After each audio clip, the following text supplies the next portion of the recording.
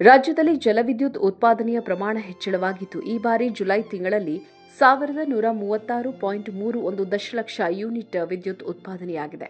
ಕಳೆದ ವರ್ಷ ಇದೇ ಅವಧಿಯಲ್ಲಿ 756.61 ದಶಲಕ್ಷ ಯೂನಿಟ್ ವಿದ್ಯುತ್ ಉತ್ಪಾದನೆಯಾಗಿತ್ತು.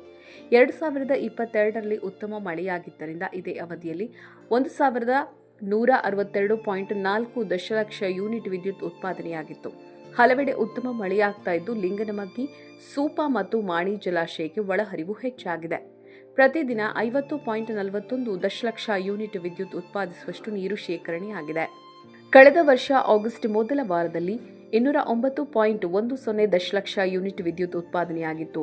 ಈ ವರ್ಷ ಇದೇ ಅವಧಿಯಲ್ಲಿ 348.89 ದಶಲಕ್ಷ ಯೂನಿಟ್ ಉತ್ಪಾದನೆಯಾಗಿದೆ ಅಂತ ಇಂಧನ ಇಲಾಖೆಯ ಮೂಲಗಳು ತಿಳಿಸಿವೆ. ಮುಂಗಾರು ಆರಂಭವಾದಾಗಿನಿಂದ ಶರಾವತಿ ಜಲವಿದ್ಯುತ್ ಸ್ಥಾವರದ 10 ಘಟಕಗಳಲ್ಲೂ ಉತ್ಪಾದನೆ ನಿರಂತರವಾಗಿದೆ.